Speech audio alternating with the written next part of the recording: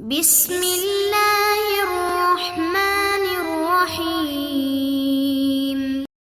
السلام علیکم ورحمۃ اللہ وبرکاتہ۔ عزیز طلبہ، آج آثار السنن کا سبق نمبر 60 ہے، اور اس سبق کے اندر ہم باب الوضو مما مست النار، یعنی جس چیز کو آگ نے چھوا ہے اس سے وضو کا بیان اس کو پڑھیں گے، اور اس میں مسئلہ یہ ہے کہ آگ پر پکی ہوئی چیز کھانے سے وضو ٹوٹتا ہے یا نہیں ٹوٹتا۔ اس باب کے تحت علامہ نووی رحمہ اللہ تعالی نے 8 احادیث ذکر کی ہیں، اور ان احادیث کے اندر یہ مسئلہ بیان ہوا ہے کہ آگ پر پکی ہوئی چیز کھانے سے وضو ٹوٹے گا یا نہیں ٹوٹے گا۔ کچھ احادیث میں یہ ہے کہ ٹوٹے گا اور کچھ میں ہے کہ نہیں ٹوٹے گا۔ اس میں صحابہ کا بھی آپس میں اختلاف تھا۔ پہلے ہم احادیث کا ترجمہ دیکھ لیتے ہیں اور پھر اس کی تشریح کی طرف آئیں گے۔ باب الوضوء مما مست النار، اس کی پہلی حدیث ہے عن ابی ہریرہ رضی اللہ تعالی عنہ قال سمعت رسول اللہ صلی اللہ علیہ وسلم یقول توضؤوا مما مست النار، رواہ مسلم۔ ابو ہریرہ رضی اللہ تعالی عنہ سے مروی فرماتے ہیں کہ میں نے رسول اللہ صلی اللہ علیہ وسلم کو یہ فرماتے ہوئے سنا کہ وضو کرو تم مما مست النار، اس چیز سے جس کو آگ نے چھو لیا ہو، یعنی آگ پر پکی ہوئی چیز اگر کھا لو تو تم وضو دوبارہ بناؤ۔ رواہ مسلم، اس کو امام مسلم نے روایت کیا ہے۔ دوسری روایت ہے عائشہ رضی اللہ تعالی عنہ قالت قال رسول اللہ صلی اللہ علیہ وسلم توضؤوا مما مست النار، رواہ مسلم۔ حضرت عائشہ رضی اللہ تعالی عنہ سے مروی فرماتی ہیں کہ رسول اللہ صلی اللہ علیہ وسلم نے فرمایا تم وضو کرو اس چیز سے جس کو آگ نے چھوا ہو، یعنی آگ پر پکی ہوئی چیز کی وجہ سے وضو دوبارہ بناؤ۔ رواہ مسلم، اس کو امام مسلم نے روایت کیا ہے۔ اس باب کی تیسری روایت ہے وعن عبداللہ ابن عباس رضی اللہ تعالی عنہما قال ان رسول اللہ صلی اللہ علیہ وسلم اکل کتف شاۃ ثم صلی ولم يتوضأ، رواہ الشیخان۔ عبداللہ ابن عباس رضی اللہ تعالی عنہما سے مروی فرماتے ہیں کہ رسول اللہ صلی اللہ علیہ وسلم نے بکری کا بازو کھایا، ثم صلی، پھر نماز پڑھی، ولم يتوضأ، اور وضو نہیں فرمایا۔ رواہ الشیخان، اس کو شیخین نے روایت کیا ہے۔ وعن میمونۃ رضی اللہ تعالی عنہ قالت ان النبی صلی اللہ علیہ وسلم اکل عندها کاتفا ثم صلی ولم يتوضأ۔ میمونہ رضی اللہ تعالی عنہ سے مروی ہے کہ وہ فرماتی ہیں کہ بے شک نبی کریم صلی اللہ علیہ وسلم نے ان کے ہاں، عندها ان کے پاس یا ان کے گھر، بکری کا بازو کھایا، ثم صلی، پھر نماز پڑھی، ولم يتوضأ، اور وضو نہیں فرمایا۔ اس کو بھی شیخین نے روایت کیا ہے۔ اب اس مسئلے میں شروع میں اختلاف تھا صحابہ کا، قرن اول میں، یعنی شروع کے زمانے میں بعض صحابہ کرام اس کو جو ہے ناقض وضو سمجھتے تھے۔ اگر آگ پر پکی ہوئی کوئی چیز کھا لیں، گوشت بنا ہوا کھا لیں، کچھ بھی کھا لیں، تو اس سے وضو کے ٹوٹ جانے کے قائل تھے، اور بعض صحابہ کرام جو ہے وہ اس کے قائل نہیں تھے۔ تو شروع میں آپس میں صحابہ کرام کا اختلاف تھا، لیکن بعد میں صحابہ اور پھر اس کے بعد تابعین کا اس بات پر اجماع ہو گیا کہ آگ پر پکی ہوئی چیز کھانے سے وضو نہیں ٹوٹتا۔ تو اب یہ دو جو پہلی حدیث ہیں اس باب کی، ایک حضرت ابو ہریرہ کی ہے رضی اللہ تعالی عنہ، اور دوسری حضرت عائشہ رضی اللہ تعالی عنہ کی ہے۔ ان دونوں کے اندر ہے کہ توضؤوا مما مست النار، آپ صلی اللہ علیہ وسلم نے فرمایا جس چیز کو آگ نے چھو لیا ہو اس کی وجہ سے وضو تم دوبارہ بناؤ، یعنی کہ تمہارا وضو ٹوٹ جائے گا۔ تو ان کا جواب کیا ہوگا؟ ان کا جواب یہ ہے کہ یہ دونوں احادیث جو ہیں یہ منسوخ ہو جائیں گی ان احادیث کی وجہ سے، جیسے کہ حضرت عبداللہ بن عباس رضی اللہ تعالیٰ عنہ کی حدیث ہے، اس طرح حضرت میمونہ رضی اللہ تعالیٰ عنہ کی حدیث ہے، جن کا ترجمہ ابھی ہم نے آپ کے سامنے پڑھا ہے اور ترجمہ کیا ہے۔ اس میں ہے کہ آپ صلی اللہ علیہ وسلم نے بکری کا بازو کھایا لیکن پھر وضو نہیں فرمایا نماز پڑھنے کے لیے، نماز بھی پڑھی لیکن وضو نہیں فرمایا، پہلے ہی والے وضو سے ہی نماز ادا فرمائی۔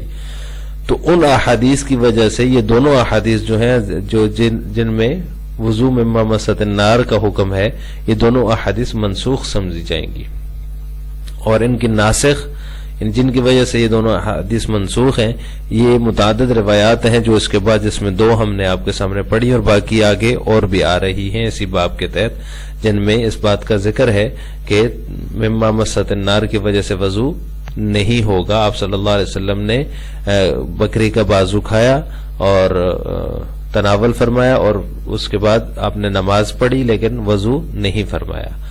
ایک جواب تو یہ کہ یہ حدیث منسوخ سمجھی جائیں گی، دوسرا یہ کہ یا پھر یہ کہ استحباب پر محمول ہے، یعنی اگر وضو کوئی کر لے تو مستحب ہے، اس کے لیے ضروری نہیں ہے۔ اور کوئی ایسی چیز کھا لیتا ہے، کھانا کھا لیتا ہے، بکری کا گوشت بنا ہوا کھا لیتا ہے، کوئی روسٹ وغیرہ کھا لیتا ہے جس کی وجہ سے جو آگ پر پکا ہوا ہے، آگ پر بنا ہوا ہے، تو اس کی وجہ سے اس کو دوبارہ اس نے وضو بنا لیا، تو یہ اس کے لیے مستحب ہے، لازمی اور ضروری نہیں ہے۔ یہ مستحب جو فرمایا ہے، اس استحباب کی دلیل کیا ہے؟ اس کی دلیل ایک اور روایت ہے جس میں ایک شخص نے آپ صلی اللہ علیہ وسلم سے گوشت کھانے کی وجہ سے وضو کا پوچھا۔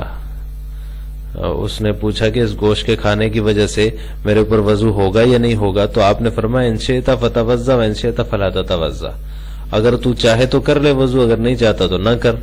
یعنی اس میں آپ صلی اللہ علیہ وسلم نے اختیار دیا ہے اس شخص کو جس نے آگ پر پکی ہوئی چیز گوشت کھایا اور فرمایا، پوچھا کہ میں وضو کروں یا نہ، میرے لیے ضروری ہے گوشت کھانے کے بعد وضو کرنا، تو آپ نے اس کو اختیار دیا ہے، تو یہ استحباب کی دلیل ہے۔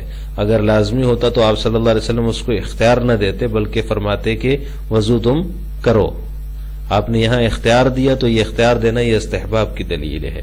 یا پھر یہ بھی ہو سکتا ہے کہ اس وضو سے مراد جو حدیث پہلی دو حدیث میں بیان ہوا ہے کہ توضؤوا مما مست النار، ان سے وضو لغوی مراد ہو۔ ان وضو لغوی اس کا مطلب یہ ہے کہ ہاتھ دھونا اور کلی کرنا، یعنی کسی نے گوشت کھایا، آگ پر پکی ہوئی کوئی چیز کھائی، تو جیسے کہ گوشت ہے وہ دانتوں میں پھنس جاتا ہے، تو اس کے بعد ہاتھ دھو لے نماز پڑھنے کے لیے اور کلی کر لے، تاکہ اس کے منہ میں جو دانت وغیرہ میں کچھ اگر پھنسا ہوا گوشت وغیرہ ہے تو وہ نکل جائے، تو اس سے وضو لغوی مراد ہوگا جس میں آپ صلی اللہ علیہ وسلم نے توضؤوا فرمایا، یعنی کہ تم وضو کرو۔ اس کے بعد اگلی روایت ہے، وعن عامر بن امیہ الزمری رضی اللہ تعالی عنہ قال رأیت النبی صلی اللہ علیہ وسلم یحتز من کتف شاة فأکل منها فدعی الی الصلاة فقام وطرح السکین وصلی ولم یتوضأ، اخرجہ الشیخان۔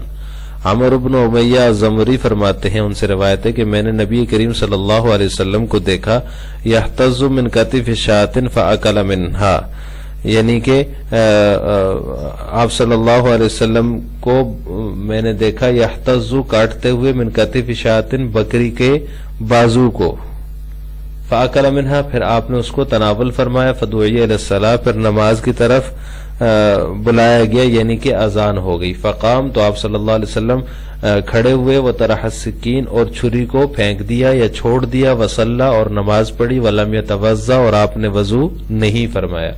اب اس حدیث کے اندر بھی یہ کہ آپ صلی اللہ علیہ وسلم جو ہے بکری کے گوشت تناول فرما رہے تھے، اتنے میں اذان ہوئی، آپ صلی اللہ علیہ وسلم نماز کے لیے کھڑے ہوئے، چھری آپ جس سے کاٹ کاٹ کر کھا رہے تھے تناول فرما رہے تھے، وہ چھری آپ نے رکھ دی اور نماز پڑھی جا کر کے، لیکن وضو نہیں فرمایا۔ تو اس سے بھی پتہ چلتا ہے کہ مما مست النار کی وجہ سے وضو لازمی نہیں ہے۔ اس کے بعد اگلی روایت وعن عثمان بن عفان رضی اللہ تعالی عنہ انہ جلس علی الباب الثانی من مسجد رسول اللہ صلی اللہ علیہ وسلم فدعا بکتف فتعرقها ثم قام فصلى ولم يتوضأ ثم قال جلست مجلس النبي صلی اللہ علیہ وسلم واکلت ما اکل النبي صلی اللہ علیہ وسلم وصنعت ما صنع النبي صلی اللہ علیہ وسلم، رواہ احمد وابو یعلا والبزار وقال الحیثمی رجال احمد ثقات۔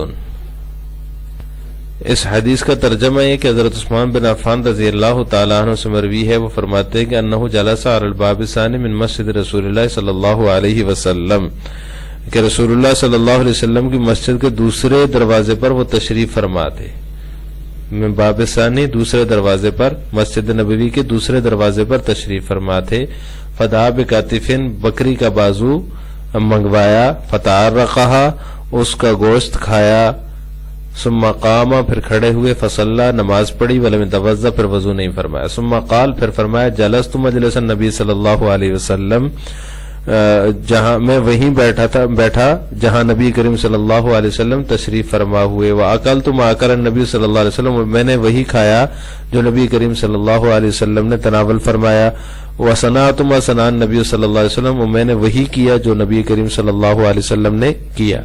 رواہ احمد، اس کو امام احمد نے روایت کی ہے، وابو یعلا والبزار، اور ابو یعلا اور بزار نے بھی روایت کی. وقال الحیثمی، اور امام حیثمی فرماتے ہیں رجال احمد ثقات، احمد کے رجال ثقہ ہیں.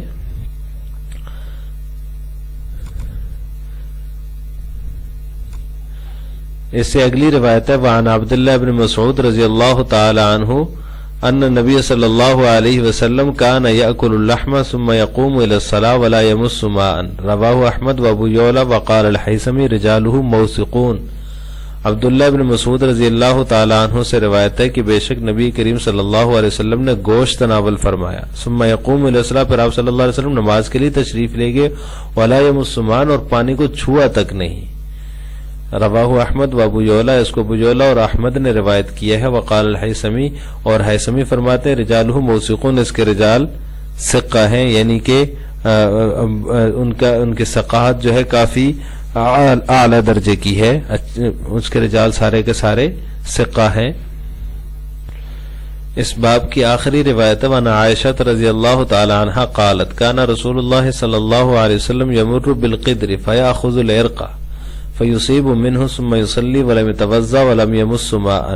رواہ احمد وابو یعلا والبزار. وقال الحیثمی رجالہ رجال الصحیح. اس روایت کا ترجمہ یہ ہے، حضرت عائشہ رضی اللہ تعالیٰ عنہ سے مروی فرماتے ہیں کہ رسول اللہ صلی اللہ علیہ وسلم یمر بالقدر، ہانڈی کے پاس سے گزرتے، فیاخذ العرق فیصیب منہ، تو گوشت لے کر تناول فرماتے. جب ہانڈی کے قریب سے گزر ہوتا تو گوشت لے کر تناول فرماتے، یعنی کہ گوشت کھاتے. ثم یصلی، پھر نماز پڑھتے. ولم یتوضا، اور وضو نہیں فرماتے تھے. ولم یمس ماء، اور نہ ہی پانی کو چھوتے. رواہ احمد وابو یعلا والبزار. اس روایت کو احمد، ابو یعلا اور بزار نے روایت کیا. وقال الحیثمی، اور حیثمی فرماتے ہیں رجالہ رجال الصحیح، اس کے رجال جو ہیں وہ صحیح کے رجال ہیں، یعنی کہ صحیح درجے کی یہ روایت ہے. اب دیکھیں ان تمام احادیث کے اندر یہ جو گزری ہیں، سوائے پہلی دو احادیث کے، اس باب کی دو پہلی احادیث جو ہیں ان میں وضو کے ذکر ہے، توضؤ من ممست النار. اس کے بعد جتنی احادیث پہ علامہ نووی رحمہ اللہ تعالی لے کر آئے ان سب میں یہ کہ آپ صلی اللہ علیہ وسلم نے گوشت تناول فرمایا، بکری کا بازو تناول فرمایا، لیکن نماز پڑھنے کے لیے وضو دوبارہ نہیں فرمایا ہے. تو آج کے سبق کا خلاصہ یہ ہوا کہ ہم نے باب الوضو مما مست النار کے تحت جو 8 احادیث مذکور ہیں ان کا ترجمہ، تشریح اور تفصیل پڑھی ہے. آخر میں آپ سے 2 سوال ہیں. پہلا سوال یہ ہے کہ کیا صحابہ کرام آگ پر پکی ہوئی چیز کو ناقض وضو سمجھتے تھے، یعنی اس سے وضو ٹوٹتا ہے یا نہیں صحابہ کرام کے نزدیک؟ اس کا جواب آپ نے کمنٹ باکس میں دینا ہے. نمبر 2، جن احادیث میں آگ پر پکی ہوئی چیز سے وضو کا حکم ہے ان کا کیا جواب ہے؟ وہ جو 2 احادیث ہیں ان کا جواب کیا ہے؟ اس کا بھی جواب آپ نے مختصراً کمنٹ باکس میں بتانا ہے. السلام علیکم ورحمۃ اللہ وبرکاتہ.